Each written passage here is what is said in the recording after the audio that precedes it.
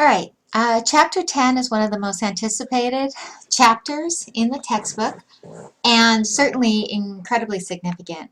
Now, your authors have chosen to combine two very significant themes, the idea of organizational change and organizational leadership, into one chapter. And certainly there is absolutely no doubt that the two aren't linked, and yet obviously organizational leadership is important in times of change and otherwise.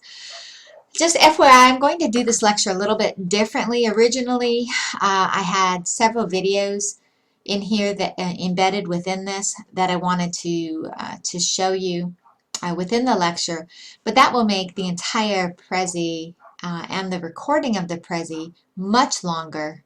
And so instead, I'm going to break it up. I'm going to do a little bit of lecture, stop it, and then you'll go to the next slide in the learning unit, watch the video, come back, get a little bit more of the recorded Prezi lecture, and then click out of it to the next video, and then back in, and we'll finish it up. And we'll see if we can do it a little bit faster and get through it that way. The videos are really important. That's my only concern, is that you might skip those.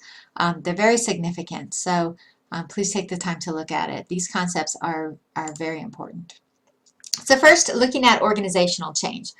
There are a lot of different models of organizational change. Some of them look at the big picture, looking at the sort of the overall life of an organization, and here you have the 3 stages of that life cycle illustrated.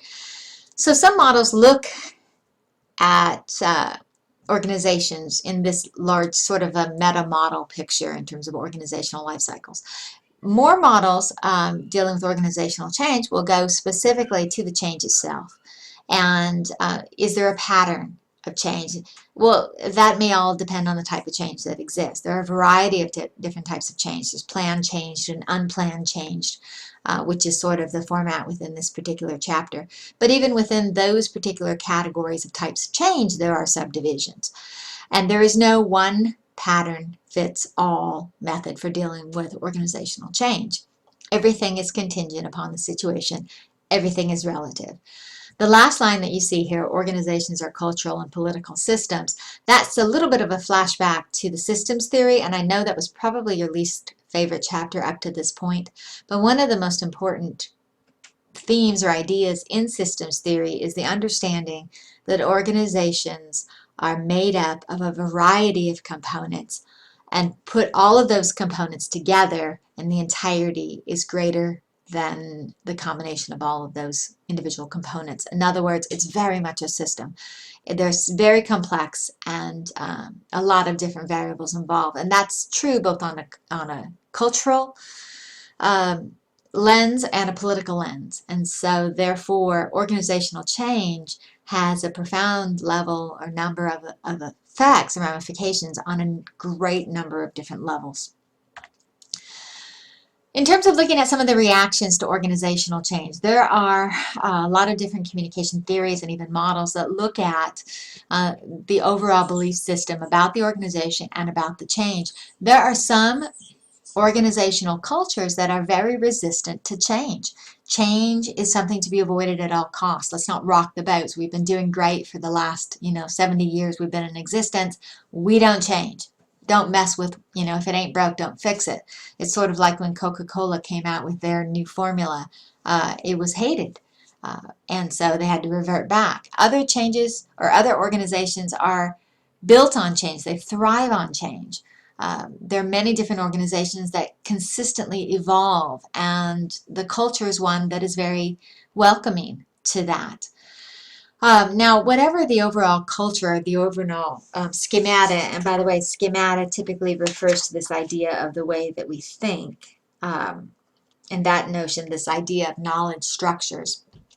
Whatever is the norm, when that is confirmed or validated or followed through, that leads to a great sense of security for the people involved, because there's an element of predictability. When it's disrupted, when sort of thrown out the window and unanticipated, that can lead to a lot of tension and a lot of emotional involvement. That tension needs to be managed by the change agent within an organization, which is typically the leadership, administration, or management. And there may or may not be some resistance to that change, oftentimes dependent on the overall organizational culture.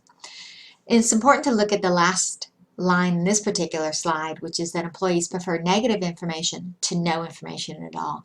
It is better to be communicated with than not communicated at all. Very important, very significant, very interesting. Now let's talk about communication specifically. There are a lot of choices that need to occur during any type of organizational change, a lot of communication choices.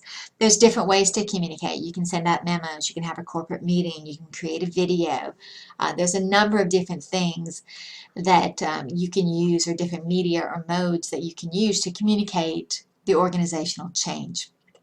The leadership needs to make a decision about who's going to get the information and when are they going to get the information. Are they going to communicate to everybody, or are they going to communicate to top level managers and leave it to them to communicate to people underneath them?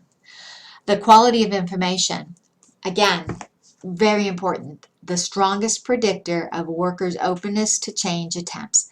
If the people in your organization feel that the information they're getting is accurate and reliable, they are much more open to dealing with the change, the content of that message, if they believe that it's good info.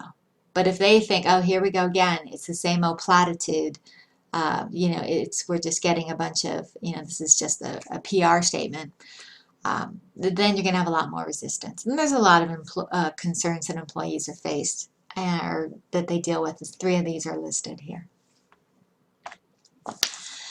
Unplanned change is what is typically referred to as an organizational crisis.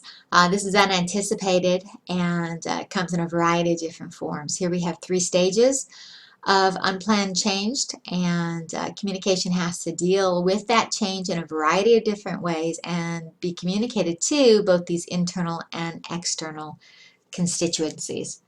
So that's it for this first large section. Let's stop here and we'll jump to our first video.